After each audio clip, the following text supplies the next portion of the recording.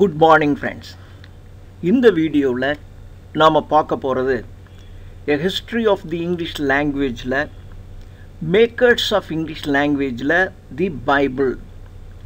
Bible அப்படின்னா Bible இங்கிலீஷில் எழுதப்பட்ட ஒரு புத்தகம் இல்லை. It was written in Hebrew. அது ஹிப்ரு மொழியில் எழுதப்பட்டு உலகத்தின் பல மொழிகளிலும் மொழிபெயர்க்கப்பட்டது. அது மாதிரி இங்கிலீஷ்லையும் பைபிள் டிரான்ஸ்லேட் பண்ணப்பட்டது. அந்த ஹெப்ரு மொழியில் தோன்றிய பிற மொழிகளிலிருந்து ஆங்கிலத்திற்கு மொழிபெயர்க்கப்பட்ட அந்த பைபிள் இங்கிலீஷ் லாங்குவேஜ் டெவலப்மெண்ட்டில் எந்த தாக்கத்தை ஏற்படுத்துச்சு? What are the impacts which were made by the translations of the Bible in the English language. இதான் இந்த வீடியோவில் நம்ம பார்க்க போகிறோம். இப்போ பார்த்தீங்கன்னா இதில் PGTRBயில் மேக்கர்ஸ் ஆஃப் இங்கிலீஷ் லாங்குவேஜ் அப்படின்னு William Shakespeare, Spencer, John Milton, Samuel Johnson அவங்களோட சேர்ந்து த பைபிளையும் கொடுத்துருக்காங்க. அப்படின்னா கிட்டத்தட்ட அது த பைபிள்ங்கிறது ஒரு ஜான் மில்டனுக்கு இல்லை வில்லியம் ஷேக்ஸ்பியருக்கு ஈக்குவலான ஒரு விஷயம். அவங்கெல்லாம் எப்படி ஒரு இங்கிலீஷ் லாங்குவேஜினுடைய டெவலப்மெண்ட்டுக்கு கான்ட்ரிபியூட் பண்ணியிருக்காங்களோ அது மாதிரி இந்த பைபிள் டிரான்ஸ்லேஷனும் முக்கியமாக கான்ட்ரிபியூட் பண்ணப்பட்டிருக்கு அப்படிங்கிறதான் இதனுடைய அர்த்தம். பொதுவாக பைபிள் என்பது ஹெப்ரு மொழியில் எழுதப்பட்டு அதுக்கப்புறம் பார்த்தீங்கன்னா ஹெப்ருவில் தோன்றி அதுக்கப்புறம் கிரீக், லாட்டின், அர்மீனியன், அல்பேனியன் மொழிகளில் எழுதப்பட்டுச்சு. இதில் தான் ஆரம்பத்தில் இருந்துச்சு. இப்போது இங்கிலாந்தில் எடுத்துக்கிட்டிங்கன்னா இங்கிலீஷ் அவங்களுக்கு தாய்மொழி. அதனால் லாட்டின் அண்ட் க்ரீக்கு கற்றுக்கிட்டால் அது ஒரு கெத்து. அதான் ஒரு பெரிய படித்தவங்களுக்கு அடையாளம். படித்தவங்க அறிவாளிகளின் அடையாளமாக கருதப்பட்டது லாட்டின் அண்ட் க்ரீக் தெரிஞ்சிருந்தா தான். அதே சமயத்தில் ஒரு சமூகத்தில் ஒரு அந்தஸ்து கிடைக்கும். நீங்கள் லாட்டின் தெரிஞ்சவன் அவனுக்கு லாட்டின் தெரியும்டா, அவனுக்கு க்ரீக்கெலாம் நல்லா தெரியும்டா அப்படின்னா அது ஒரு சமூக அந்தஸ்து கிடைக்கும்.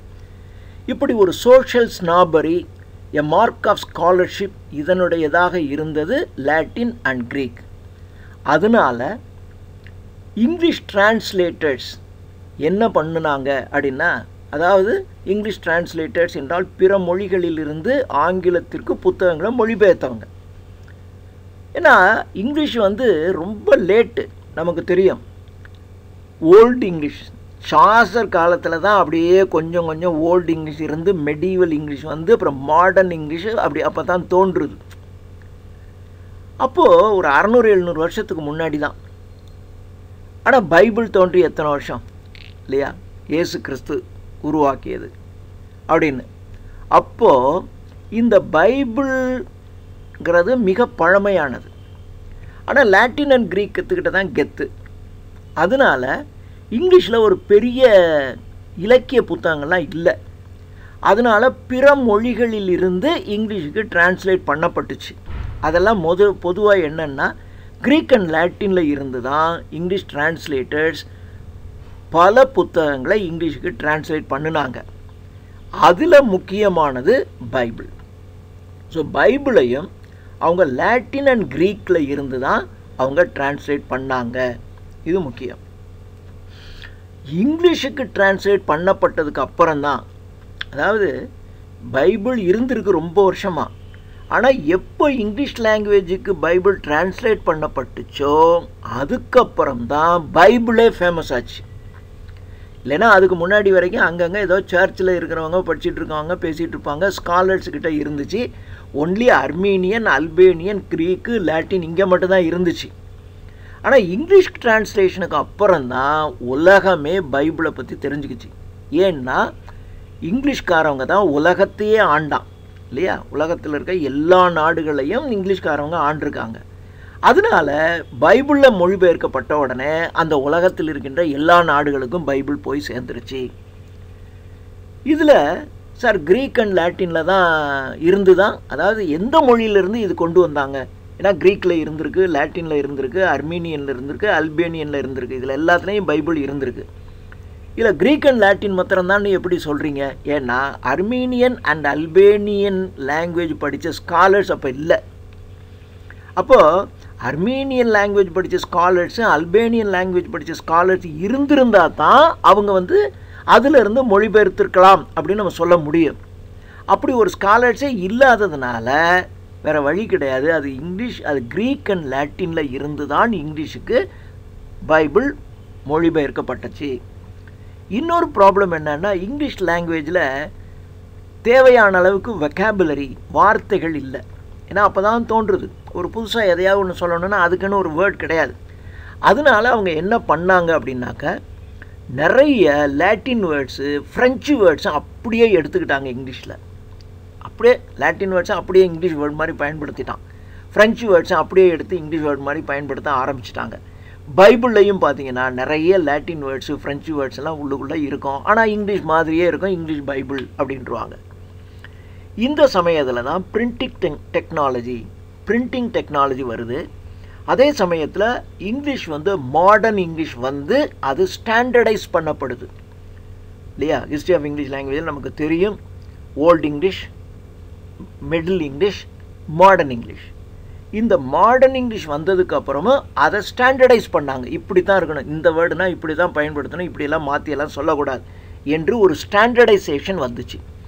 ஸோ மாடர்ன் இங்கிலீஷ் தோன்றுனது, இங்கிலீஷ் ஸ்டாண்டர்டைசேஷன் ஆனது, இவையெல்லாம் இங்கிலீஷில் படித்தவங்க, இங்கிலீஷ் லாங்குவேஜில் படித்தவங்க தோன்றுவதற்கு காரணமாக ஆயிடுச்சு. ஸோ இதுதான் நிறைய பேர் இப்போ இங்கிலீஷில் படிக்க ஆரம்பிச்சிட்டான். அப்போ படிக்க ஆரம்பித்த உடனே என்ன ஆயிடுச்சு, இந்த டிரான்ஸ்லேட் பண்ண புத்தகங்களெல்லாம் சாதாரண மக்களுக்கும் செல்ல ஆரம்பிச்சிருச்சு. அதனால தான் உங்களுக்கு பைபிள் சாதாரண மக்களுக்கும் போக ஆரம்பிச்சிருச்சு. இப்போது ஆனால் இந்த டிரான்ஸ்லேஷனில் என்ன ஒரு ப்ராப்ளம்னா, டிரான்ஸ்லேட் பண்ணவன் பூரா அந்த லாட்டின் அண்ட் க்ரீக் படித்தவன் தான் ஜாஸ்தி. இவன் என்ன டிரான்ஸ்லேட் பண்ணாலும் இவன் அறியாமையே ஒரு லாட்டின் ஸ்டைல் தான் இருக்கும். நீங்கள் பைபிள்லே பார்த்தீங்கன்னா ஒரு லாட்டின் ஸ்டைலில் தான் இவங்க டிரான்ஸ்லேஷன் பண்ணியிருந்திருக்கான் ஆரம்பத்தில். இதெல்லாம் நான் சொல்லுறது ஆரம்பத்தில். இப்போது ஃபஸ்ட்டு டிரான்ஸ்லேஷன் ஜான் வைக்லிஃப், இவர் தான் முதல்ல ஃபஸ்ட்டு பைபிளை டிரான்ஸ்லேட் பண்ணினவர். 1320 பிறந்து 384 இறந்து போயிட்டார். அவர் ஒரு ரிலீஜியஸ் ரிஃபார்மர், மத சீர்திருத்தவாதி. இவர் தான் லோலார்ட் மூவ்மெண்ட் என்ற ஒரு இயக்கத்தை தோற்றுவிச்சவர். இவர் லோலார்ட் மூவ்மெண்ட் என்ற ரிலீஜியனில், மதத்தில் லோலார்ட் மூவ்மெண்ட் என்ற ஒரு மூவ்மெண்ட்டை, ஒரு இயக்கத்தை தோற்றுவித்தவர் ஜான் வைக்லிஃப். இவர் பைபிளை லாட்டின்லேருந்து தான் டிரான்ஸ்லேட் பண்ணினார். இவர் தான் ஃபஸ்ட்டு டிரான்ஸ்லேட்டர். அதுக்கப்புறம் அடுத்தடுத்து வர்றாங்க. மற்றவங்க வந்தால் கூட முதல்ல ஒருத்தன், இப்போ நீங்கள் ஒரு புத்தகத்தை டிரான்ஸ்லேட் பண்ண போகிறீங்கன்னா இதுக்கு முன்னாடி யாரெல்லாம் டிரான்ஸ்லேட் பண்ணியிருக்காங்கன்னு நம்ம பார்ப்போம், அவன் எப்படி பண்ணியிருக்காங்கன்னு பார்ப்போம். ஒரு மொழிபெயர்ப்புங்கிறது அவ்வளோ சுலபம் இல்லை. இந்த இடத்த அவன் எப்படி மொழிபெயர்த்திருக்கான் அதை பார்ப்போம். அதை விட நம்ம இன்னும் கொஞ்சம் பெட்டராக பண்ணலாம் அப்படின்னா பண்ணுவோம், அல்லது அதையே கூட நம்ம ஃபாலோ பண்ணிக்கலாம். அதனால ஜான் வைக்லிஃப் தான் இதற்கு பின்னாடி வந்த மற்ற டிரான்ஸ்லேட்டர்ஸுக்கு ஒரு கைடிங் ஸ்டார், ஒரு வழிகாட்டியாக அவர் தான் இருந்திருக்காரு.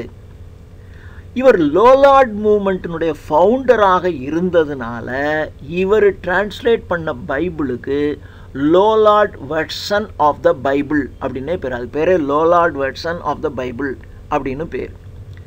இவருடைய டிரான்ஸ்லேஷனில் mostly London and East Midland, கிழக்கு மையப்பகுதி, லண்டன் பகுதி, இந்த பகுதி மக்கள் என்ன மாதிரியான டயலெக்டில் இங்கிலீஷ் பேசுகிறாங்களோ அந்த டயலெக்டில் தான் இவர் பைபிளை டிரான்ஸ்லேட் பண்ணியிருக்கார். டயலெக்ட்னா தெரியும், வட்டார மொழி. திருநெல்வேலியில் பேசுகிறவங்க தமிழ் வேறு மாதிரி இருக்கும், மெட்ராஸில் இருக்கிறவங்க தமிழ் வேறு மாதிரி பேசுவாங்க, கொங்கு மண்டல பகுதியில் இருக்கிறவங்க தமிழ் ஒரு மாதிரி பேசுவாங்க, எல்லாம் தமிழ் தான். ஆனால் இவர் எந்த இதில் டிரான்ஸ்லேட் பண்ணார் அப்படின்னா மிட்லேண்ட், இங்கிலாண்டில் இருக்கிற ஈஸ்ட் மிட்லேண்ட் அண்ட் லண்டன், இந்த பகுதியில் என்ன மாதிரியான லாங்குவேஜ் பேசுகிறாங்களோ அந்த வட்டார மொழியில், அந்த இங்கிலீஷ் லாங்குவேஜில் தான் இவர் டிரான்ஸ்லேட் பண்ணியிருக்காரு. இவர் டிரான்ஸ்லேட் பண்ணதுக்கு இவருக்கு உதவியாக இருந்தவங்க 2 பேர்.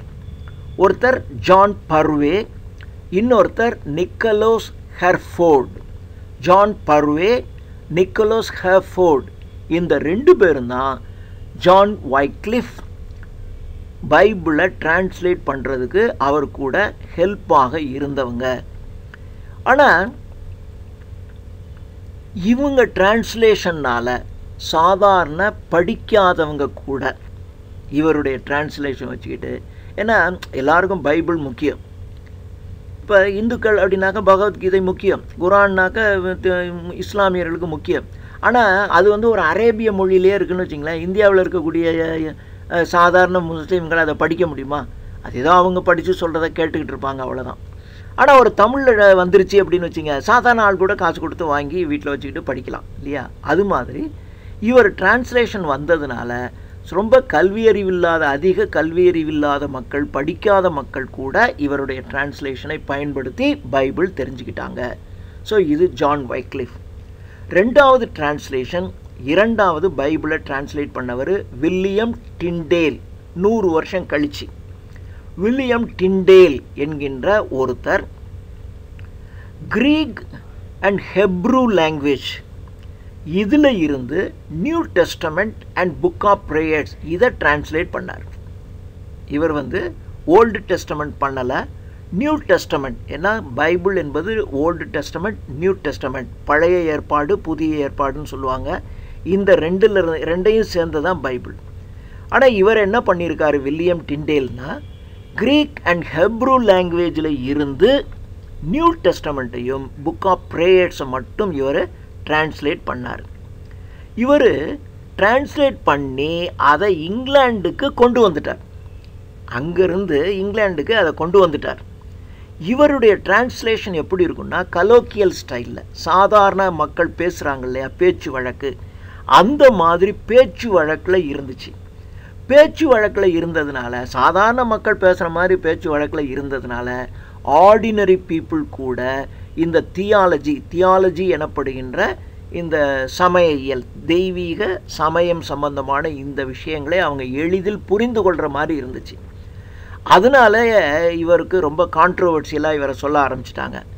ஏன்னா இந்த தியாலஜி, சமயம் சம்பந்தமானதெல்லாம் அந்த மேலே இருக்கிறவங்களுக்கு தான் தெரியணும், சாதாரண மக்கள் அவங்க சொல்கிறத கேட்டுக்கிட்டு தான் போகணும். இப்படி தான் எல்லாருக்கும் மைண்டில்.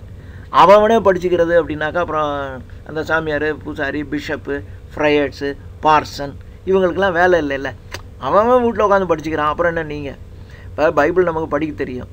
அப்போ இதே இதை வந்து சர்ச்சில் அவர் வந்து உட்காந்துட்டு ஒரு சண்டே ஒரு 2 hours வந்து அவர் பைபிள்லேருந்து ஒரு வசனத்தை படித்து காட்டுறாருன்னு வச்சுங்க, ஒரு மரியாதை மதிப்பில் கேட்போம். ஆனால் நமக்கு தான் படிக்க தெரியும், இருந்தாலும் அவர் படிக்கிறாரு, நம்ம உட்காந்து கேட்டுட்ருப்போம். அதனால இது வந்து காமன் பீப்புளும் ரீட் பண்ணுற மாதிரி இவர் எழுதிட்டாரு அப்படிங்கிறதுனால அது ஒரு கான்ட்ரோவர்சியலாகவே போயிடுச்சு. ஆனால் இவர் யூஸ் பண்ண ஃப்ரேசஸ், இவர் டிரான்ஸ்லேஷனில் இவர் யூஸ் பண்ண ஃப்ரேசியாலஜிஸ், சொற்றொடர்கள், இடியமேட்டிக் யூசேஜஸ், மரபு தொடர்கள், இவையெல்லாம் கடைசியில் பார்த்தீங்கன்னா கிங் ஜேம்ஸ் வெர்ஷன் அப்படின்னு ஒரு வெர்ஷன் இருக்குது. அதுக்கு பேர் authorised version of the Bible அல்லது King James version of the பைபிள்னு பேர். 2 ஒன்று தான். Authorised version of the Bible, authorise அதிகாரப்பூர்வமானது இது தான் யா அப்படின்னு சொன்னான் பின்னாடி கிங் ஜேம்ஸ் ஃபஸ்ட்டு வந்த உடனே. அதனால் அதுக்கு King James version of the Bible அல்லது ஆத்தரைஸ்டு வெர்ஷன் ஆஃப் த பைபிள்னு பேர். அந்த பைபிளில் இவர் யூஸ் பண்ண ஃப்ரேசஸ் அண்ட் இடியம்ஸை அப்படியே வச்சுருக்காங்க. அப்படின்னா இவருடைய டிரான்ஸ்லேஷன் மிகவும் முக்கியமானது. ஒரு கலோக்கியல் ஸ்டைலில் எழுதினவர் இவர் 2வது. அடுத்தது மைல்ஸ் கவர்டேல் அப்படின்னு ஒருத்தர். இந்த மைல்ஸ் கவர்டேல் என்பவர் ஒரு ஃப்ரையர்னா அவர் ஒரு பாதிரியார். இவர் என்ன பண்ணியிருக்காருன்னா, கிரீக்கில் இருந்தும் சில சமயங்களில் மார்ட்டின் லூதர் கிங் பயன்படுத்தின German version, so Martin Luther king பயன்படுத்தின ஜெர்மன் வெர்ஷனில் இருந்தும் கிரீக்கில் இருந்தும் பைபிளினுடைய ஸ்கிரிப்சர்ஸை இவர் டிரான்ஸ்லேட் பண்ணியிருக்காரு. மைல்ஸ் கவர்டேல் என்கின்ற ஒரு பாதிரியார் இவர் டிரான்ஸ்லேட் பண்ணார். ஆனால் இவர் வந்து ஒரு பெரிய ஸ்காலர் கிடையாது, இவர் வந்து ஒரு மத சார்ந்தமான ஆள். ஆனால் இவர் வந்து ஒரு பெரிய ஸ்காலர். அதாவது இதுக்கு முன்னாடி டிண்டேல் பார்த்தோம் இல்லையா, ஜான் வைக்லிஃப், 2வது டிண்டேல், 3வது மைல்ஸ் கவர்டேல். இந்த டிண்டேல் அளவுக்கு ஒரு பெரிய ஸ்காலர், அறிவாளி கிடையாது. அதனால் அதான் இவர்கிட்ட உள்ள ஒரு வீக்கு. ஆனால் இவர் வந்து ஒரு ஃப்ரையர், இவர் ஒரு டிரான்ஸ்லேட் பண்ணியிருக்காரு, மைல்ஸ் கவர்டேல். த கிரேட் பைபிள் என்பது 1537 பப்ளிஷ் ஆனது. த கிரேட் பைபிள் இதைத்தான் முதல்ல தோன்றின ஃபஸ்ட்டு ஆத்தரைஸ்டு வெர்ஷன் அப்படின்னு சொல்லுவாங்க. ஃபஸ்ட்டு ஆத்தரைஸ்டு வெர்ஷன் என்று சொல்லப்பட்டது த கிரேட் பைபிள். இது ஃபஸ்ட்டு ஆத்தரைஸ்டு வெர்ஷன் என்று சொல்லப்பட்டதுனால இதை வந்து சர்ச்சஸில் பயன்படுத்தினாங்க. இதுக்கு 7 எடிஷன் வந்து, ஃபஸ்ட் எடிஷன் வந்து பப்ளிஷ் ஆகி தீர்ந்து போய் அடுத்து வந்து 7 எடிஷன் வந்து இது ரொம்ப டிமாண்டாக விற்று போன ஒன்று. 1537 கிரேட் பைபிள். அடுத்தது 1560 ஜெனீவா. அந்த ஜெனீவாவில் ஒரு குரூப் ஆஃப் ரெஃப்யூஜிஸ், ரெஃப்யூஜி என்றால் பிற நாடுகளில் இருந்து ஓடி வந்து இந்த நாட்டில் அடைக்கலம் புகுந்தவங்க. அது மாதிரி ஜெனீவாவில் ஒரு குரூப் ஆஃப் ரெஃப்யூஜிஸ் இருந்தாங்க. அவங்க பைபிளை டிரான்ஸ்லேட் பண்ணாங்க 1560. அவங்க தோற்றுவித்த அந்த பைபிளுக்கு பேர் ஜெனீவா பைபிள்னு பேர். இப்போ பார்த்துக்கிட்டே வாங்க எவ்வளோ பைபிள்ஸ் இருக்குது அப்படின்னு எல்லாம் தெரிஞ்சுக்கணும். அப்போது இது ஜெனீவா பைபிள் அப்படின்னு பேர். இந்த பைபிளில் என்ன ஒரு ஸ்பெஷாலிட்டினா, இந்த பைபிளில் தான், அந்த ஜெனீவா பைபிளில் தான், முன்னாடிலாம் பார்த்தீங்கன்னா பைபிள் வந்து ஒரு 1000 பக்கம்னு வச்சிங்களேன், 1000 பக்கம் அப்படியே ஆரம்பிச்சுன்னா கடைசி வரைக்கும் ஒரே இது முடிஞ்சு போயிடும். பேராகிராஃபாக கூட புரிஞ்சிருக்காது. இப்போ நீங்கள் ஒரு புத்தகம் படிக்கும்போது ஒரு பேராகிராஃபாக சின்ன பேராகிராஃபாக அடிக்கும்போது படிக்கிறதுக்கு சுவாரஸ்யமாக இருக்கும். 1000 பக்கமும் சேர்ந்து ஒரே பேராகிராஃப் ஆரம்பத்துலேருந்து கடைசி வரைக்கும் இப்படியே படிச்சுக்கிட்டே போனால் எப்படி இருக்கும்? அதனால் இவங்க தான் முதல்ல இது என்ன பண்ணாங்கன்னா பேராகிராஃப்ஸாக பிரித்தாங்க. அப்புறம் நம்பர் போட்டாங்க. ஸோ இதுக்கு வந்து நம்பர் 1, இது நம்பர் 2, இது பேராகிராஃப் அப்படின்னு இத்தனாவது அதிகாரம், இத்தனாவது வசனம் அப்படின்லாம் உங்களுக்கு நீங்கள் சர்ச்சில் சொல்லுவாங்க, கேள்விப்பட்டிருப்பீங்க. அது மாதிரி இது மாதிரி சாப்டர்ஸாக பிரிக்கிறது, நம்பர்ஸாக பிரிக்கிறது, இந்த வேலையெல்லாம் இந்த ஜெனீவா எடிஷனில் தான் இருந்துச்சு. அதனால் இந்த எடிஷன் ரொம்ப முக்கியமான எடிஷன். இந்த எடிஷனுக்கு இன்னொரு பேர் பிரீச்சஸ் பைபிள் அப்படின்னு பேர். பிரீச்சஸ் பைபிள்னு சொல்லலாம். ஜெனீவா எடிஷனுக்கு இன்னொரு பேர் பிரீச்சஸ் பைபிள். ஏன் இதை பிரீச்சஸ் பைபிள்? பிரீச் அப்படின்னாவே இந்த 3/4 ஆஃப் த பேண்ட்டில் போடுறாங்கல்ல, இப்போ எல்லாம் முக்கா பேண்ட்டுன்னு ஒன்று போடுறான். அது பேண்ட்டும் கிடையாது, ஆஃப்டர் ஆயிரம் கிடையாது, 2 கட்டான ஒன்று போடுறாங்க இல்லையா? அது மாதிரி ஆடம் அண்ட் ஈவ் காலத்தில் அவங்க என்ன பண்ணாங்கன்னா அந்த பிரீச்சஸை அவங்க பயன்படுத்தினாங்க. அந்த இலைகளை எல்லாம் எடுத்து ஒன்றோட ஒன்று தச்சு பிரீச்சஸ் மாதிரி, அதான் முழங்காலுக்கு கீழே இருக்கிற மாதிரி, அந்த மாதிரி ஒரு ட்ரெஸ் அந்த காலத்தில் அவங்க பண்ணியிருக்காங்க. Adam and eve. கடவுள் வந்து அந்த ஏடன் என்கின்ற அந்த தோட்டத்திலேருந்து விரட்டி விட்டுறாரு. விரட்டினோடனே அவங்க தாங்கள் நிர்வாணமாக இருக்கின்றோம் என்பதை புரிந்து கொள்கிறார்கள். அதுக்கப்புறம் தங்களுடைய நிர்வாணத்தை மறைப்பதற்காக அவங்க இலைத்தலைகளை ஆடைகளாக செய்து கொண்டார்கள். இதுதான் ஆரம்பத்தில். அப்போ அவங்க என்ன பண்ணாங்கன்னா இந்த இலையை வந்து ஒன்றோட ஒன்று தைக்கிறதுனா என்ன, நூலை சேர்த்துச்சாங்க. இதோ அங்கே இருக்கக்கூடிய அப்படியே குச்சிங்கெல்லாம் எடுத்து ஒன்றோட ஒன்று அப்படியே கோர்த்து ஒரு ட்ரெஸ் மாதிரி வச்சு, ஆனால் ஒரு முழங்கால் வரைக்கும் கீழே இருக்கிற வரைக்கும் வச்சுக்கிட்டாங்க. அதுக்கு தான் பிரீச்னு பேர். அதனால தான் இதுக்கு பேர் ஆடம் அண்ட் ஈவ் வந்து பிரீச்சஸ் மாதிரி இருந்ததுனால இந்த பைபிளுக்கும் பிரீச்சஸ் பைபிள் அப்படின்னு வந்துருக்கான். ஏன்னா இது ஆடம் அண்ட் ஈவை ரெப்ரசன்ட் பண்ணுது. அதாவது அந்த ஆடம் அண்ட் ஈவு அதெல்லாம் இந்த பைபிளில் வருது. அதனால ஆடம் அண்ட் ஈவெல்லாம் இந்த இதில் வர்றதுனால, ரெப்ரசன்ட் பண்ணுறதுனால இதற்கு பேர் பிரீச்சஸ் பைபிள் அப்படின்னு சொல்லிட்டாங்க. அடுத்தது ஒரு authorised version of the Bible வேணும். அதாவது எல்லாம் பைபிள் தான், அது ஒரு பைபிள் இது ஒரு பைபிள் அப்படின்னா எல்லாம் பைபிளில் கொஞ்சம் முன்ன பின்ன அவன் சௌரியத்துக்கு தந்தாப்புலாம் அவனுக்கு பிடிச்ச மாதிரியான லாங்குவேஜ்லாம் எழுதியிருப்பான். கொஞ்சம் முன்ன பின்னெல்லாம் இருக்கும். அப்படி இருக்கக்கூடாது. உலகம் முழுவதும் ஒரே மாதிரியான பைபிளை ஃபாலோ பண்ணணும். அதனால் ஒரு authorised version of the Bible நமக்கு வேணும் அப்படின்னு நினச்சாங்க. அப்போது ஆர்ச் பிஷப்பாக இருந்தவர் பார்க்கர். அந்த பார்க்கர் என்ற ஆர்ச் பிஷப் மற்ற பிஷப்ஸை வந்து ஒரு குரூப் ஆஃப் பிஷப்ஸை தோற்றுவித்து நீங்கள்லாம் சேர்ந்து உலகத்தில் இருக்க எல்லா பைபிளையும் கொண்டு வந்து எல்லாத்தையும் வச்சு பார்த்து எல்லாத்தையும் நீங்கள் வந்து ஒரு பைபிளை உருவாக்கணும். அந்த பைபிளுக்கு அதுதான் ஆத்தரைஸ்டு வெர்ஷன் ஆஃப் த பைபிளாக இருக்கணும் அப்படின்னு சொன்னாங்க. இவங்க அந்த மாதிரி என்ன பண்ணாங்கன்னா எல்லா பைபிளையும் கொண்டு வந்து வச்சு ஆராய்ச்சி பண்ணி அதில் இருந்து ஒரு பைபிளை உருவாக்குனாங்க. ஆனால் இந்த பைபிள் என்ன ஆச்சுன்னா கிட்டத்தட்ட இந்த மைல்ஸ் கவர்டேல் அப்படின்னு ஒருத்தர் கிரேட் பைபிளை உருவாக்குனாரா இல்லையா, அந்த மைல்ஸ் கவர்டேல் உருவாக்குன த கிரேட் பைபிள் இருக்கே, அதுதான் அதிலிருந்து தான் இவங்க நிறைய எடுத்துட்டாங்க. நிறைய எடுத்து அந்த புக்கை ரிவைஸ் பண்ணது மாதிரி இவங்களுடைய பைபிள் இருந்து போச்சு. ஸோ இதுதான் முதல்ல authorised version of the Bible தோற்றுவிப்பதற்கு எடுத்த ஃபஸ்ட்டு ஸ்டெப்பு இது. இருந்தாலும் இவங்களுக்கு என்னடா இதுன்னா அவங்களுக்கு ஒரு சாட்டிஸ்ஃபேக்ஷனே இல்லை, என்னடா இப்படியே இருக்கே அப்படின்னு சொல்லி.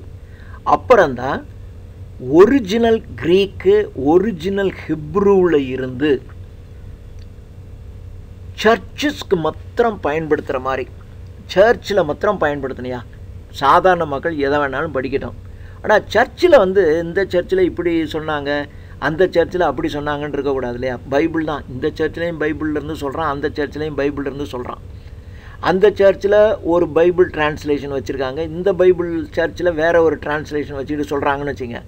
இங்கே போகிறவன் என்னங்க அந்த சர்ச்சில் போன வாரம் போனேன் அப்படி சொல்லிட்டு இருந்தாங்க, ஆனால் இதில் நீங்கள் வேறு மாதிரி சொல்கிறீங்களே. இல்லைங்க எங்கள் புக்கில் இப்படி தான் போட்டிருக்குன்னு அவர் சொல்லிகிட்டு இருப்பார். இது சரியாக வரல. அதனால ஒரிஜினல் கிரீக்கு ஒரிஜினல் ஹிப்ரூ மொழி இதில் இருந்து நம்ம சர்ச்சஸ்க்கு ஒரு டிரான்ஸ்லேஷன் வேணும்.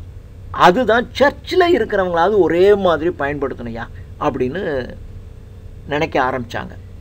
அப்படி நினைக்க ஆரம்பிக்கும்போது ஸ்காட்லாண்டில் இருந்த ஒரு அரசர் கிங் ஜேம்ஸ் 6, 6ஆம் ஜேம்ஸ் மன்னர் ஸ்காட்லாண்ட், அவர் இங்கிலாந்தினுடைய அரசராக பதவியேற்கிறார். இங்கிலாந்து அரசராக அவர் பதவி ஏற்கும்போது அவருடைய பேர் கிங் ஜேம்ஸ் ஃபர்ஸ்ட்னு மாறுது, 1ஆம் ஜேம்ஸ் மன்னராக மாறார். ஸ்காட்லாண்டில் 6ஆம் ஜேம்ஸ் மன்னராக இருந்தவர் இங்கிலாந்தில் பதவி ஏற்கும்போது அவர் 1ஆம் ஜேம்ஸ் மன்னராக மாறுறார். அவர் என்ன பண்ணார்னா, ஓகே இந்த பிரச்சனையை புரிஞ்சுக்கிட்டு பெரிய பெரிய அறிவாளிகள் உள்ள ஒரு குழுவை அமைக்கிறார். குழுவை அமைச்சு நீங்கள் இந்த ஒரு நல்ல பைபிளை நீங்கள் உருவாக்கணும் அப்படின்னு சொன்னார். இவங்க என்ன பண்ணாங்கன்னா, ஏற்கனவே இந்த பிஷப்பெல்லாம் சேர்ந்து ஒரு பைபிள் உருவாக்குனாங்கல்ல, அதுக்கு பேர் பிஷப்ஸ் பைபிள் அப்படின்னு பேர். ஆனால் அந்த பிஷப்ஸ் பைபிள்ங்கிறது என்னது, அந்த கிரேட் பைபிள் மைல்ஸ் கவர்டேல் உருவாக்கின கிரேட் பைபிளை பெரும்பகுதி எடுத்து ரிவைஸ் பண்ணி பிஷப்ஸ் பைபிள், எல்லா பிஷப்ஸும் சேர்ந்த பைபிள். இவங்க அந்த பிஷப்ஸ் பைபிளை முக்கியமாக வைத்துக்கொண்டு இவங்க ஒரு ஆராய்ச்சி செஞ்சு ஒரு புது பைபிளை 1611 உருவாக்குறாங்க. இது மிக மிக முக்கியமானது. 1611 இதில் ஆக்ஸ்ஃபோர்ட் பல்கலைக்கழகம், கேம்பிரிட்ஜ் பல்கலைக்கழகம், வெஸ்ட்மின்ஸ்டர்ஸ் ஸ்காலர்ஸ், இதில் இருக்கிற பெரிய பெரிய அறிவாளிகள்லாம் சேர்ந்து உருவாக்கின ஒரு பைபிள் 1611. இதற்கு அடிப்படையாக இருந்தது பிஷப்ஸ் பைபிள். அதை வைத்து இவர்கள் ஒரு பைபிளை உருவாக்கினார்கள். அந்த பைபிளுக்கு தான் authorised version of the Bible அப்படின்னு பேர். இந்த authorised version of the Bible பார்த்தீங்கன்னா நல்ல ஹைலி ரிலீஜியஸ், அதே சமயத்தில் ஹைலி லிட்டரரி, உயர்ந்த இலக்கிய அந்தஸ்தும் ஒரு மதம் என்கின்ற மரியாதையும் அந்த பைபிளினுடைய புக்குங்கிற அந்த ரிலீஜியனில் இருக்கவங்களாம் ரெஸ்பெக்ட் பண்ணும்ல, அந்த அந்தஸ்து அதுக்கு கிடச்சிச்சு. இதுக்கு தான் authorised version of the Bible அப்படின்னு பேர். இந்த பைபிளில் நிறைய அல்யூஷன்ஸு, நிறைய கொட்டேஷன்ஸு, நிறைய வெர்பல் ஸ்ப்ளெண்டர், வார்த்தை ஜாலங்கள், அப்படிப்பட்ட வார்த்தைகளெல்லாம் நிறைய பயன்படுத்தப்பட்ட ஒரு புத்தகமாக Bible authorised version of the Bible வந்துச்சு. இன்றைக்கும் ஒரு பெஸ்ட் லிட்ரேச்சர் எது அப்படின்னு கேட்டால் பைபிள் அப்படின்னு சொல்லலாம். பைபிள் என்பது ஒரு மிகச்சிறந்த இலக்கிய புத்தகம். ஒரு பக்கம் மதம் சம்பந்தம்னு வச்சுக்கிட்டால் கூட சாதாரண பிற மதத்தை சார்ந்தவங்களும் ஒரு நல்ல இலக்கியம் படிக்கணும் அப்படின்னா நீங்கள் பைபிள் படிக்கலாம். பைபிளில் இருக்கிற மாதிரி சிம்பிள், ஏன்னா எனக்கு படிக்கும்போது அப்பயும் அப்படி சொன்னாங்க, அதுக்காகவே நான் ஒரு பைபிள் வாங்கி படித்தேன். பைபிள் படித்தா உண்மையிலேயே அந்த லாங்குவேஜ் பார்த்திங்கன்னா அவ்வளோ ஒரு அருமையான லாங்குவேஜ் பைபிளினுடைய லாங்குவேஜ், அந்த மாதிரி லாங்குவேஜ். இப்போ authorised version of the Bible வந்துருச்சு. இது அதிகாரப்பூர்வமாக எல்லாரும் இதை தான் பயன்படுத்தணும்னு சொல்லியாச்சு. சரி எல்லாம் தான் எதாவது சொல்லியாச்சுல்ல, அதோட போதும் அப்படின்னு யாரும் நிற்கலை. ஆனால் ஸ்காலர்ஸ் அடுத்து எத்தனையோ ஸ்காலர்ஸ் வரவன் என்ன பண்ணுவாங்க, ஐயோ அது கூட இருக்கியா, நான் இன்னொன்று நான் பண்ண போகிறேன், இன்னொன்று டிரான்ஸ்லேட் பண்ணிட்டு தான் இருந்தாங்க. அதுக்கப்புறமும் நிறைய டிரான்ஸ்லேஷன்ஸ் வந்துக்கிட்டு தான் இருந்துச்சு. அதில் ஜான் வெஸ்லே அப்படிங்கிறவர், அந்த ஜான் வெஸ்லே என்பவர் மெத்தாடிசம் என்கின்ற ஒரு பிரிவை தோற்றுவித்தவர். இப்போ நீங்கள் பார்த்தீங்கன்னா ப்ராட்டஸ்டன்ஸு, கேத்தலிக்ஸு, அது மாதிரி நிறைய செவன்த் டே அட்வென்டிஸ்ட்ஸு, இந்த மாதிரியெல்லாம் அல்லேலூயா குரூப் அப்படி நிறைய சொல்கிறாங்க இல்லையா. அது மாதிரி கிறிஸ்தவ மதத்தில் ஒரு பிரிவினர் மெத்தடிஸ்ட். அந்த மெத்தடிஸ்ட் என்கின்ற ஒரு பிரிவை தோற்றுவித்தவர் ஜான் வெஸ்லே. அவரும் என்ன பண்ணார்னா ஒரு பைபிளை டிரான்ஸ்லேட் பண்ணார். அவர் டிரான்ஸ்லேட் பண்ண அந்த நியூ டெஸ்டமெண்ட் என்பது சாதாரண கல்வி அறிவில்லாத படிக்காதவர்களும் பயன்படுத்துகிற மாதிரியான அதை அவர் பயன்படுத்தினார். அதனுடைய ரிவைஸ்டு வெர்ஷன் 1884 அதனுடைய ரிவைஸ்டு வெர்ஷன் வந்திருக்கு. அப்புறம் ஜேம்ஸ் மோஃபியாட்ஸ் அப்படிங்கிறவர் ஒரு கலோக்கியல் டிரான்ஸ்லேஷனை தோற்றுவித்தார். அது 1913 பப்ளிஷ் ஆகிருக்கு.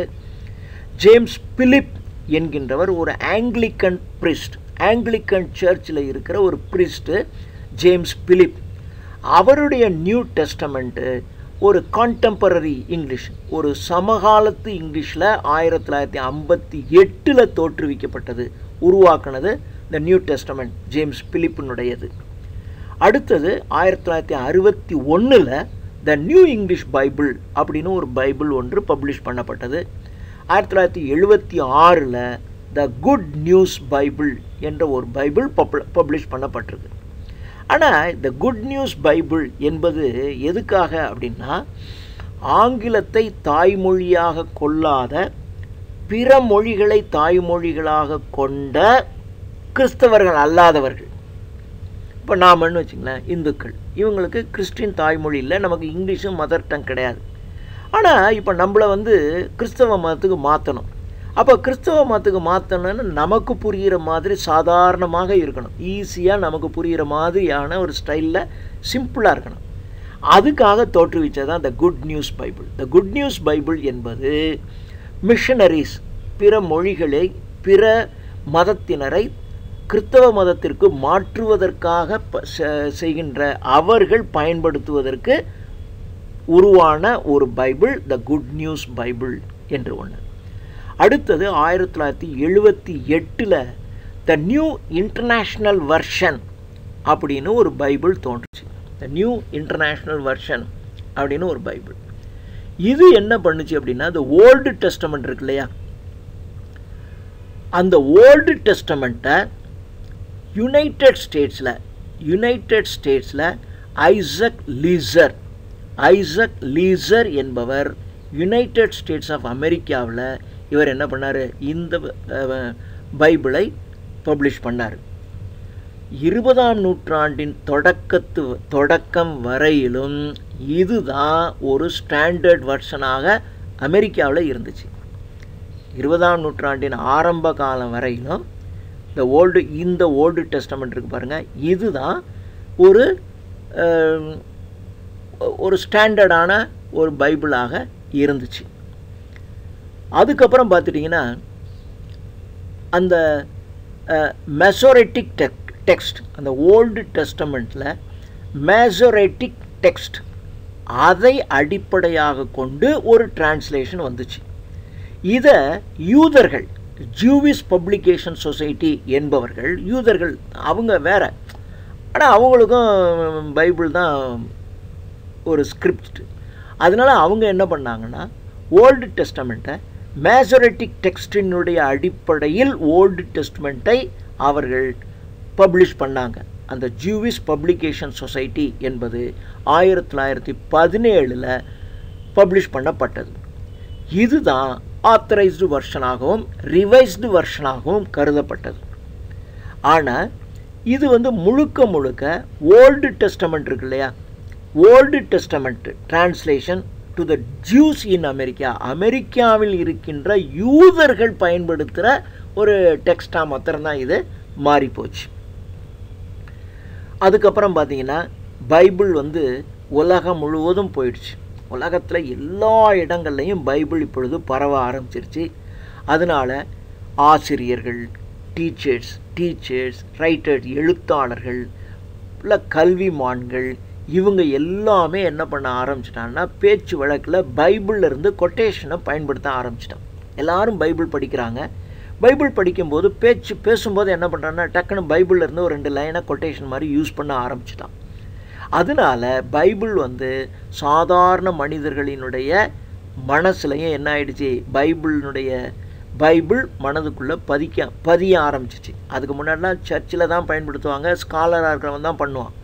இப்போ சர்ச்சில் எல்லாம் ஒவ்வொரு சர்ச்சிலையும் வாரம் ஒரு குறிப்பிட்ட அதிகாரத்துலேருந்து படித்து சொல்கிறாங்க. அப்போ படித்து சொல்லும்போது அங்கே இருக்கிறவங்க அதை கவனித்து அப்படியே அவங்க மைண்டில் வந்து பைபிள் பயன்படுது. வீட்டில் குழந்தைங்கக்கிட்ட பேசிகிட்டு இருக்கும்போது கூட அந்த பைபிள்லேருந்து 2 லைனை அவங்க கொட்டேஷனாக எடுத்து பயன்படுத்த ஆரம்பிச்சிடுறாங்க. பைபிள் என்பதும் பைபிள் பயன்படுத்துகின்ற மொழி என்பதும் இப்பொழுது எல்லாருடைய மனசுலையும் ரொம்ப சீரியஸாக செட்டில் ஆயிடுச்சு. அதே சமயத்தில் பைபிளில் பயன்படுத்தின ஃப்ரேசஸ், பைபிளில் பயன்படுத்தப்பட்ட இமேஜஸ், இதெல்லாம் ரொம்ப உயிரோட்டமாக இருந்து எல்லா மக்களும் தங்களுடைய வாழ்நாளில் அவைகளையும் பயன்படுத்துகிற மாதிரி ஆயிடுச்சு. அதில் ஒரு சில உதாரணங்கள் சொல்கிறார். வைக்லிஃப்னுடைய டிரான்ஸ்லேஷனில் under the sweat of your brow அப்படின்னு சொல்கிறார். உங்களுடைய நெற்றியிலிருந்து தோன்றுகின்ற வியர்வை துளி அப்படின்னு. உங்கள் ஒரு மனுஷனுடைய நெற்றியிலிருந்து தோன்றுகின்ற வியர்வை துளி காயறதுக்குள்ளேயும் அவனுக்கு உரிய கூலியை கொடுக்கணும் அப்படின்னு பைபிள் சொல்லும். ஒருத்தன் வேர்த்து வேலை செஞ்சு அந்த வியர்வையை காய விடுறதுக்கு முன்னாடி அவனுக்கு உரிய கூலியை கொடுத்துடணும். சரி வேலை செஞ்சுட்டியா, சரி நாளைக்கு வா பார்க்கலாமா, கொடுக்குறேன்னு கூட சொல்ல மாட்டான். அது மாதிரி இருக்கக்கூடாது அப்படிங்கிற மாதிரி சொல்லுவாங்க. ஸோ அதான் under the sweat of thy brow என்று வைக்லிஃப் பயன்படுத்தினா அது ஒரு முக்கியமான ஃப்ரேஸாக இன்றும் பயன்படுத்தப்படுது.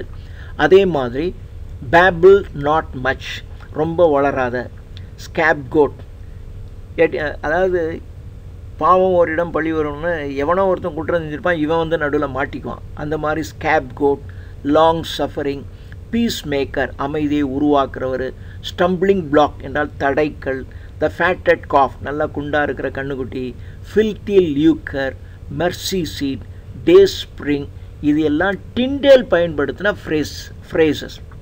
அது வைக்லிஃப் பயன்படுத்தினது. இதெல்லாம் டிண்டேல் பயன்படுத்தின ஃப்ரேசஸ். இதெல்லாம் பார்த்திங்கன்னா இங்கிலீஷ் லாங்குவேஜில் சாதாரணமாக இப்போ நம்ம பயன்படுத்துகிறோம். So he is a stumbling black, எனக்கு தடைக்கல்லாக அவன் தான் இருக்கான் அப்படி சொல்கிறோம் இல்லையா. அப்போ இதெல்லாம் நம்ம சாதாரணமாக நம்ம பயன்படுத்துகிறோம். அதே மாதிரி tender mercy, loving kindness, valley of the shadow of death, avenger of blood, இதெல்லாம் கவர்டேல் பயன்படுத்தின ஃப்ரேசஸ். இப்போ பாரு, இதெல்லாம் கவர்டேல் ஞாபகம் வச்சுக்கணும். கவர்டேல், வைக்லிஃபு, இந்த மாதிரி டிண்டேல், இவங்க ஒவ்வொருத்தரும் அவங்க பைபிளில் பயன்படுத்தின இந்த ஃப்ரேசஸ் எல்லாம் இப்போ சாதாரணமாக இங்கிலீஷில் பயன்படுத்துகிறோம். அதே மாதிரி சாப்டர்ஸ் ஹெட்டு பார்த்திங்கன்னா ப்ராடிக்கல் சன், ஊதாரி மகன், மெஸ் ஆஃப் பாட்டேஜ், இதெல்லாம் சாப்டர் ஹெட்டிங்க்கு பயன்படுத்தின. இப்போ நீங்கள் ஒரு நாவல் படிக்கிறீங்கன்னா அந்த சாப்டர் 1 அப்படின்னா அந்த சாப்டருக்கு ஒரு பேர் இருக்கும் இல்லையா, அது மாதிரி பைபிளில் இருக்கக்கூடிய சாப்டர்ஸுக்கு வைத்திருக்கின்ற இந்த பெயர்களும் பார்த்திங்கன்னா ஒரு அழகான ஃப்ரேசஸாக இருக்குது. அதே மாதிரி wash my hands, cared for name of host things, the rain is over and gone, broken reed, burnt offering, stony ground, and it came to pass, I looked and behold, a world in season, don't hide your light under a bushel, gird up your loins, a multitude of sins. இதெல்லாம் பார்த்தீங்கன்னா authorised வெர்ஷனில் பயன்படுத்தப்பட்ட முக்கியமான phrases. So இந்த ஃப்ரேசஸ்லாம் just ஒரு read பண்ணி வைக்கணும். Wash my hands, என் கைகளை கழுவுகிறேன். கையை கழுவுறேன்னா கைகள் சாப்பிட்டு கை கழுவுறதில்ல, உங்களுடைய பாவம் தீர்வு மாதிரி பண்ணுறது, அல்லது உன்னை வாழ்க்கையிலேருந்து உன்னை கை கழுவிட்டேன் அப்படின்னு சொல்கிறது, சம்திங் லைக் திஸ். அந்த மாதிரி இது மாதிரி பயன்படுத்தின இந்த ஃப்ரேசஸ் எல்லாம் நம்ம ஞாபகத்தில் வச்சுக்கணும். இது ஆத்தரைஸ்டு வெர்ஷன் ஆஃப் த பைபிளில் இருந்த முக்கியமான ஃப்ரேசஸ். அதே மாதிரி இன்னொன்று பார்த்தீங்கன்னா பைபிளினுடைய இங்கிலீஷ் வந்து ஷேக்ஸ்பியர்னுடைய ஸ்டைலுக்கு, மில்டனுடைய ஸ்டைலுக்கு, தாமஸ் ப்ரௌனுடைய ஸ்டைலுக்கு அட் பார், பார்னா ஈக்குவல்னு அர்த்தம். ஸோ பிப்ளிக்கல் இங்கிலீஷ், அதாவது English used in the Bible is at par, is equal to the style of Shakespeare, the style of Milton, the style of Thomas Brown. So இந்த எழுத்தாளர்களுடைய ஸ்டைலுக்கு ஈக்குவலாக கருதப்படுவது பைபிளினுடைய இங்கிலீஷ். அதனால் பைபிளை வந்து நம்ம ரொம்பவும் ஒரு ஹை எஸ்டீம், ரொம்ப ஒரு உயர்ந்த இடத்துல நம்ம பைபிளை வச்சு பார்க்குறோம். பைபிளில் பார்த்திங்கன்னா நிறைய ஆர்கெயிக் வேர்ட்ஸ், மிக பழமையான வார்த்தைகளையும் பயன்படுத்துவாங்க. அதில் சில வார்த்தைகள் பார்த்திங்கன்னா டேம்சல், டேம்சல்னால் பெண்ணுன்னு அர்த்தம். பெண்ணுங்கிறதுக்கு பழைய வார்த்தை damsel. Damsel, travel, raiment, list, quick, firmament, apparel, dress, slimy. Slimy நம்ம இவர் பயன்படுத்துவார், நம்ம மில்டன் பயன்படுத்துவார் இல்லையா? அந்த பாம்பை சொல்லும்போது அப்படி ஒரு ஸ்லைமி ஸ்னேக் அப்படின்னு சொல்லுவார். இன்டர்லியூனார், சக்யூர், ஸ்லாத், இதெல்லாம் வந்து பார்த்திங்கன்னா மிக பழமையான வார்த்தைகள், ஆனால் இங்கிலீஷில் பயன்படுத்தப்பட்ட வார்த்தைகள் இது. அதே சமயத்தில் தேர்ட் பர்சன் சிங்குலரில் டிஹெச் என்ற ஒரு சஃபிக்ஸ் ஒரு வார்த்தையின் பின்னாடி ஒட்டுறது, அந்த மாதிரி டிஹெச் என்ற ஒரு வேர்டை தேர்ட் பர்சன் சிங்குலரில் பயன்படுத்துறது என்ற ஒரு பழக்கம் ஒன்று இருந்திருக்கு. அது பைபிளில் பார்த்திங்கன்னா நிறையா இருக்கும். KNOWS, நோஸ் அப்படின்னு சொல்ல மாட்டாங்க, நோவத் அப்படிமா. ஹி நோஸ் அப்படின்னா ஹி நோஸ், KNOWS தானே சொல்லணும். ஆனால் KNOWETHன்னு சொல்லுவோம். லவத், LOVE, லவ் அப்படிங்கிறத லவஸ் தேர்ட் பர்சன் சிங்குலரில் ஹீ லவ்ஸ் அப்படிங்கிறதுக்கு பதிலாக ஹீ லவத். ஹீ சேஸ் அப்படின்னு சொல்கிறதுக்கு பதிலாக ஹீ சேத். ஹீ ஹேஸ் அப்படின்னு சொல்கிறது போல ஹீ ஹேத். டத், டஸ் என்பதுக்கு பதிலாக டத்து. லீட்ஸ், LEADS, லீட்ஸ் அப்படிங்கிறது பதிலாக LEADETH, லீடத். கிவத், ஹேட்டத். இந்த மாதிரி தேர்ட் பர்சன் சிங்குலரில் டிஹெச் என்கின்ற ஒரு சஃபிக்ஸ் பயன்படுத்துகிற பழக்கம் நீங்கள் இருந்திருக்கு. இது நீங்கள் நிறைய பார்க்கலாம் பைபிளில். நிறைய இந்த மாதிரி டஸ்ன்னு சொல்ல மாட்டாங்க, டத்துமா. அப்போ நீங்கள் டஸ்ன்னு தெரிஞ்சுக்கணும். ஹேஸ்ன்னு சொல்ல மாட்டாங்க, ஹேத்துன்னு சொல்லுவாங்க. அது மாதிரி செகண்ட் பர்சன் இருக்கு இல்லையா, செகண்ட் பர்சன் ப்ரோனோம். அதில் நீ, நீங்கள், நீ, உனக்கு, உன்னுடைய அப்படின்னு இருக்கும் இல்லையா. அப்போ என்ன பண்ணுவான், நீ அப்படிங்கிறது தவ் அப்படிங்கிறத பயன்படுத்துறது. உனக்கு அப்படின்னா தி என்று பயன்படுத்துறது. உன்னுடைய என்றால் தை, யுவர்னு தானே சொல்லணும் இல்லையா. யூ, நீ அப்படிங்கிறது யூன்னு சொல்லணும். ஆனால் இவங்க பைபிளில் பார்த்தா நிறைய இடத்துல தவுன்னு இருக்கும். அது மாதிரி உனக்கு அப்படிங்கிறது தீன்னு இருக்கும். உன்னுடைய, யுவர் என்பதுக்கு பதிலாக தைன்னு இருக்கும். இது மாதிரி பைபிளில் நிறைய இடங்களில் செகண்ட் பர்சன் ப்ரோனவுனை, அது நாமினேட்டிவ் கேஸ், அதாவது நீ என்று நீ, நீங்கள்னு இருக்கிற இடந்தாலும் சரி, அக்யூசேட்டிவ் கேஸ் உனக்கு, உங்களுக்குன்னு இருந்தாலும் சரி, அல்லது ஜெனிட்டிவ் கேஸ் உங்களுடைய, உன்னுடைய அப்படின்னு இருந்தாலும் சரி, இந்த இடங்கள் எல்லாம் தவ், தி, தை என்பதை பயன்படுத்த ஆரம்பிச்சிட்டாங்க. அதே மாதிரி வைக்லிஃப் என்ன பண்ணார்னா நிறைய ஃபாரின் வேர்ட்ஸை அப்படியே பயன்படுத்திக்கிட்டார். அதில் உதாரணத்துக்கு பார்த்தீங்கன்னா சேஷியபிள், க்ளோரியஸ், டிஸ்க்ரீட், இதெல்லாம் பொதுவாக நேட்டிவ் ப்ரிஃபிக்ஸ் அன்னில் தான் இருக்கணும். அப்படி தான் இருக்கணும் இல்லையா. அன்சேஷியபிள், அன்க்ளோரியஸ், அன்டிஸ்க்ரீட் அப்படி தான் இருக்கணும். ஆனால் இவங்க எல்லாம் என்ன பண்ணிட்டான்னா லாட்டின் மாடலில் இன் பயன்படுத்திட்டான். So insatiable, inglorious, indiscreet. So unsatiable, unglorious, undiscreet என்பதற்கு பதிலாக லாட்டின் மாடலில் வைக்லிஃப் என்ன பண்ணிட்டான்னா இந்த வேர்டுகள்லாம் இன்னை யூஸ் பண்ணி விட்டார். ஸோ இப்போ இதெல்லாம் என்ன ஆயிடுச்சுன்னா இன்சேஷியபிள், இன்க்ளோரியஸ், இன்டிஸ்க்ரீட் இப்படி மாறிப்போச்சு. இது மாதிரி அதே மாதிரி ஹைப்ரிட் வேர்ட்ஸ், கலப்பின வார்த்தைகள், ஃப்ரைல்னஸ், கேனஸ், செப்டிக்கல்னஸ், குரூயல்னஸ் இதெல்லாம் போயிடுச்சு. அதுக்கு பதிலாக ஃப்ரைல்னஸ் என்பதுக்கு பதிலாக ஃப்ரைல்டி. ஃப்ரைல்டி அப்படின்னா weakness. Frailty thy name is women அப்படின்னு மில்டன் சொல்லுவார். அது மாதிரி கேனஸ், கே அப்படின்னா ரொம்ப மகிழ்ச்சியாக இருக்கிறது. இதை கெய்டி, தியேட்டரே இருக்குது கெய்டி தியேட்டர்னு. கெய்டின்னால் ஒரு அழகான அப்படின்னு அர்த்தம். செப்டிக்கல்னஸ் அப்படிங்கிறது ஸ்கெப்டிசிசம். குரூயல்னஸ் என்பது குரூயல்டி என்று மாறிடுச்சு. இப்படி ஹைப்ரிட் வேர்ட்ஸு தோன்றிடுச்சு. இதெல்லாம் பைபிளில் பயன்படுத்தப்பட்டது. இது எல்லாத்திற்கும் மேலே, எல்லாவற்றுக்கும் மேலே த ஒரிஜினல் ஹெப்ரூ இருக்கு இல்லையா? ஸோ பைபிள் தோன்றினது ஒரிஜினல் ஹெப்ரூ மொழியில். அது பார்த்திங்கன்னா ஹெப்ரூ வெர்ஷன், க்ரீக் வெர்ஷனில் தான் அந்த ஒரிஜினல் ஹெப்ரூவை அப்படியே ஃபாலோ பண்ணியிருப்பாங்க.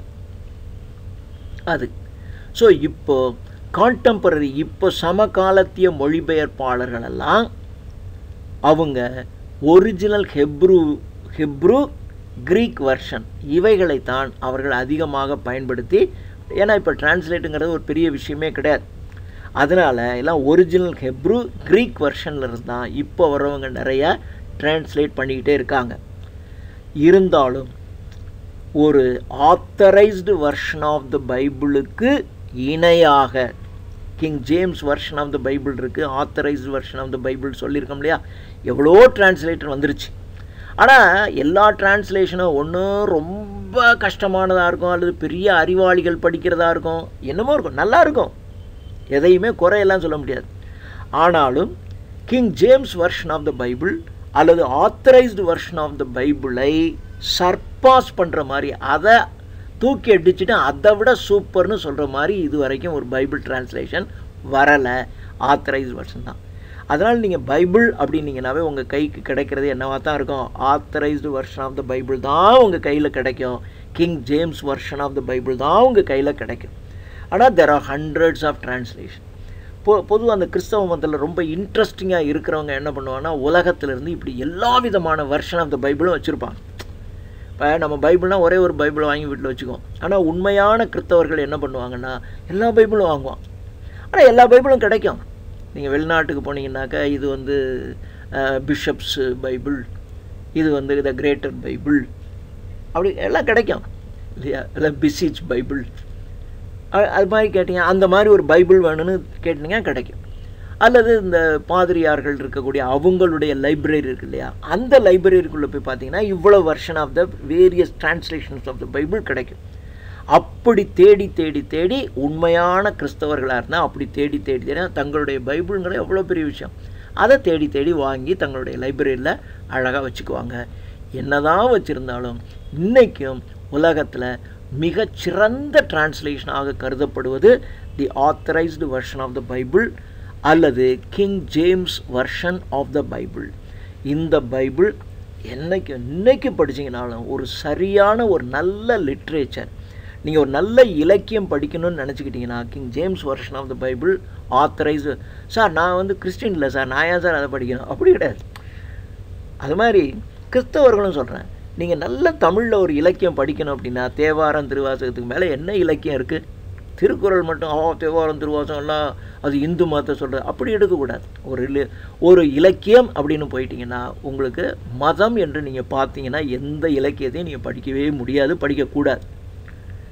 நீங்கள் திருவாசகத்திற்கு ஒரு வாசகத்திற்கும் உருகார் அப்படின்னா அப்படி உள்ளத்தை உருக்குகின்ற வாசகங்கள் உடையது அப்படின்னு அர்த்தம். அப்போது நீங்கள் நல்ல தமிழ் இலக்கியம் படிக்கணும்னா திருவாசகம் படிக்கணும், தேவாரம் திருவாசகம் படிக்கணும், பெரிய புராணம் படிக்கணும், 12 திருமுறைகள் படிக்கணும். அப்போ தான் ஒரு நல்ல இலக்கியம் படித்ததா அர்த்தம்.